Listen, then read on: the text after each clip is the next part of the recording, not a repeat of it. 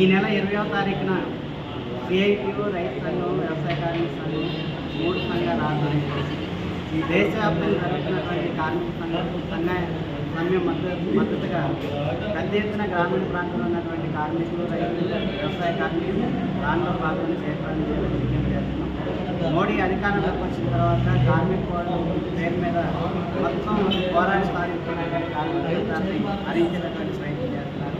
కార్మికులకు ఉన్నటువంటి హక్కులు పూర్తిగా కాలనాటి యాజమాన్యానికి లాభం చేకూర్చేటటువంటి పద్ధతిలో నిర్ణయం చేశారు.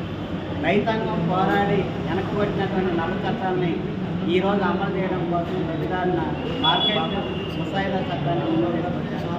విద్యుత్ సంస్కరణ చట్టాన్ని అమలు చేయాలని ఆలోచించారు.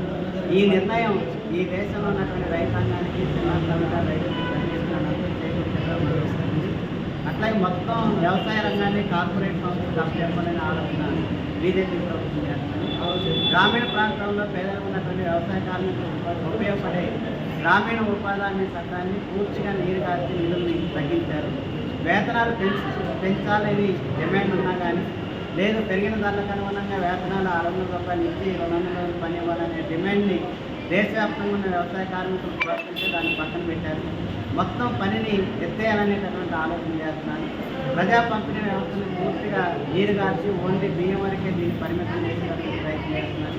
నెల రేషన్ కార్డు ఉన్నటువంటి ప్రతి ఒక్కరికి 14 రకాల నిత్యావసర సరుకులు ఇవ్వాలనేది మా 3 సంఘాలుగా డిమాండ్ చేస్తున్నాం. అట్లాగే గ్రామీణ ప్రాంతంలో ఉన్నటువంటి పేదవాళ్ళకందరికీ ఇల్లు కట్టించేటటువంటి బాధ్యతని ఢిల్లీలో ఉన్నటువంటి మోడీ ప్రభుత్వం తీసుకోవాలి. ప్రధానమంత్రి ఆవాస్ యోజన కింద 15 లక్షల రూపాయలు ఇచ్చి ఇల్లు కడతామనేటటువంటిది చెప్పారు. కానీ 15 పైసలు కూడా ఇప్పటివరకు ఉన్నటువంటి పరిస్థితి ఉంది.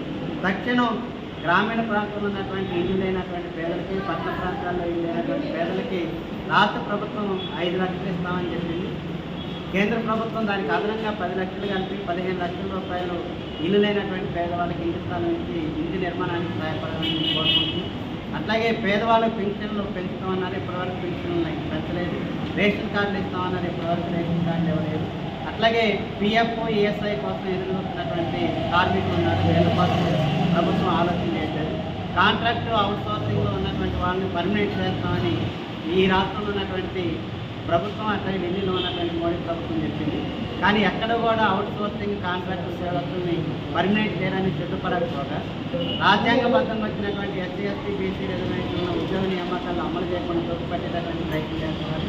దేశవ్యాప్తంగా ఉన్న ఎస్సీ, ఎస్టీ బ్యాక్లాగ్ పోస్టుని భర్తీ చేయకుండా ఆపేటటువంటి ప్రయత్నం చేస్తున్నారు. మహిళల మీద పెద్ద ఎత్తున దాడులు జరుగుతున్నా కానీ వీటిని నియంత్రించడం కోసం ప్రయత్నం చేశారు. తక్షణం ఈ డిమాండ్ల సాధన కోసం గ్రామీణ ప్రాంతంలో ఉన్నటువంటి ప్రజలు దేశవ్యాప్తంగా కార్మిక వర్గం చేసేటటువంటి బంద్లో పాల్గొని సంఘీభావంగా జయప్రదం చేయాలని కోరుతున్నారు.